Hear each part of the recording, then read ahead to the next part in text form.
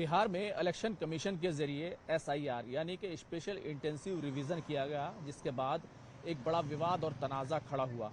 फिर राहुल गांधी की एक बड़ी प्रेस कॉन्फ्रेंस हुई जिसमें वोटर लिस्ट में हेराफेरी, फर्जी वोटर, इस तरह के तमाम इल्ज़ामात election commission of India, Bharatiya Janata party और सरकार पर लगाए गए और ये कहा गया कि बहुत सारे जो इलेक्शंस हैं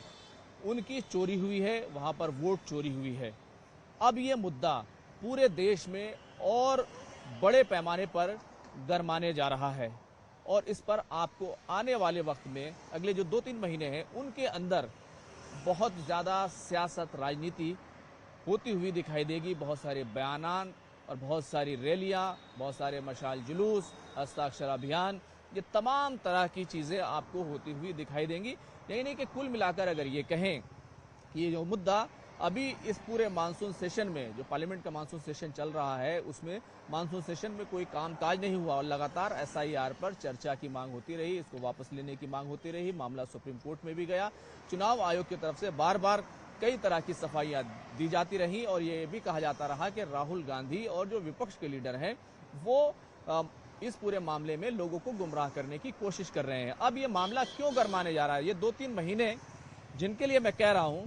कि काफी अहम है और देश की जो सियासत है, राजनीति है, वो कहीं ना कहीं इस पूरे वक्त में पलट सकती है और हालात जो है ना वो अलग राह पर निकल सकते हैं। तो दरअसल कल क्या हुआ है इसकी पूरी बात करेंगे। मैं हूं खुर्रम शहजाद और आप देख रहे हैं न्यूज़ 18 का डिजिटल प्लेटफॉर्म। दरअसल कल हुआ ये कि कांग्रेस पार्टी के लीडर राहुल गांधी ने जो प्रेस कॉन्फ्रेंस की थी उसके बाद बहुत सारे सवाल तो उठे थे और खासतौर से कर्नाटक में बेंगलुरु की सीट को लेकर जिस तरीके से उन्होंने कहा कि 1 लाख से ज़्यादा वोट जो है वो फर्जी थे, वो वोटर फर्जी थे और फर्जी तरीके से इस सीट को जीता गया। उन्होंने यहाँ तक आरोप लगाया कि बहुत सारी जगहों पर फर्जी वोटर बनाए जाते हैं और वहाँ पर जीत हासिल की जाती है। अब कल हुआ ये कि कांग्रेस पार्टी ने अपनी एक जनरल सेक्रेटरीज की और जो उनके अलाइड संगठन हैं उनकी एक मीटिंग बुलाई और वो मीटिंग 1-1.5 घंटे से ज़्यादा चली और उस 1-1.5 घंटे में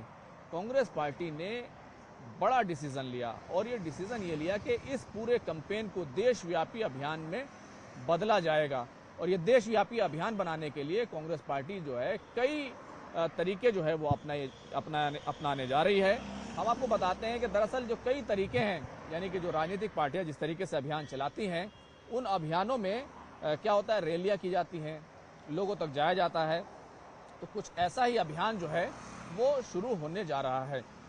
कल क्या हुआ कि जो तमाम जनरल सेक्रेटरीज हैं उनको बुलाया गया। कन्हैया कुमार जो बिहार कांग्रेस का एक चेहरा है कहना चाहिए और छात्रों की एक तरीके से वो नुमाइंदगी करते हैं कि युवा हैं और जिस तरीके से उनको कांग्रेस ने कल ब्रीफिंग के वक्त आगे किया और उन्होंने ये कहा कि मल्लिकार्जुन खड़गे, राहुल गांधी, प्रियंका गांधी और जो दूसरे तमाम बड़े लीडर्स हैं उनकी मौजूदगी में कांग्रेस ने एक बड़ा फैसला लिया है और ये बड़ा फैसला ये लिया है कि 14 अगस्त यानी कि कल 14 अगस्त से इस पूरे देशव्यापी अभियान की, देशव्यापी आंदोलन की एक तरीके से शुरुआत होने जा रही है। जितने भी जिला मुख्यालय हैं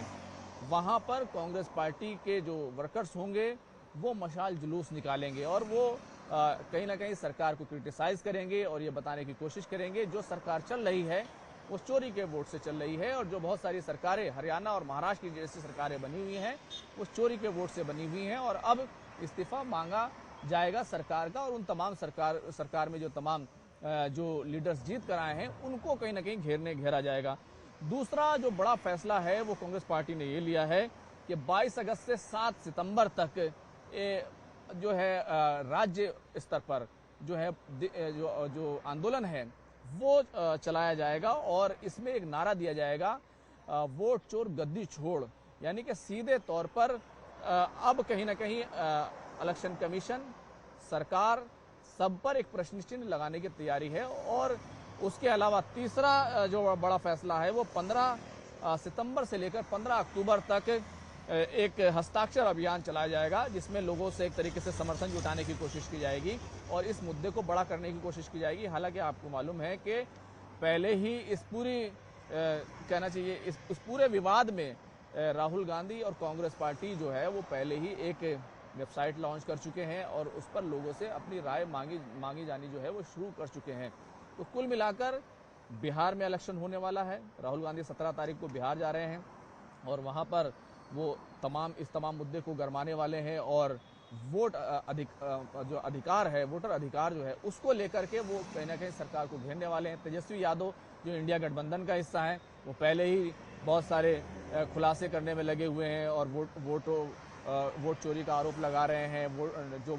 जायज़ वोटर हैं उनको हटाने का आरोप लगा रहे हैं। कल सुप्रीम कोर्ट में भी एक तस्वीर देखने में आई थी कि किस तरह से योगेंद्र यादव, एक महिला जिसका वोट काट दिया गया था, उसको मृत घोषित कर दिया गया था, उसको लेकर सुप्रीम कोर्ट पहुंच गए थे। तो ये तमाम जो है पॉलिटिकल चालें या दूसरे शब्दों में क्या, पॉलिटिकल जो इकदामात हैं, जो सियासी इकदामात हैं, वो आपको देखने को मिलने वाले हैं और अगले 2-3 महीने इस मुल्क के लिए एक मोमेंटम खड़ा करने के लिए, एक नैरेटिव बनाने को लेकर जो है वो काफ़ी अहम होने वाले हैं। भारतीय जनता पार्टी, मोदी सरकार और एनडीए अब इन तमाम सवालों का वो कैसे जवाब देंगे, इसको कैसे काउंटर करेंगे, ये तो देखने वाली बात होगी। लेकिन ये ज़रूर है कि आने वाले 2-3 महीनों में जो सियासी टकराव है, इस पूरे नैरेटिव को खड़ा करने में कि चोरी की सरकार है, चोरी के वोटों से जो है वो जीत हासिल हुई है और पूरी बेईमानी जो है इलेक्शन प्रोसेस में है, इसको नैरेटिव को खड़ा करने की कोशिश जो है वो की जाएगी। कोशिशें पहले भी होती रही हैं, कभी राहुल गांधी को पप्पू कहा गया, उनका एक नैरेटिव खड़ा करने की कोशिश की गई। आज वो जो है अपोजिशन के लीडर हैं, दूसरी तरफ चौकीदार ही चोर है, ये सब भी हम देख चुके हैं। तो नैरेटिव खड़ा करने की अब जो एक लड़ाई जो है अगले 2-3 महीनों में वो जमीन पर काफी तेज होती दिखाई देगी। कैमरामैन प्रहलाद के साथ खुर्रम शहजाद, न्यूज़ 18 दिल्ली।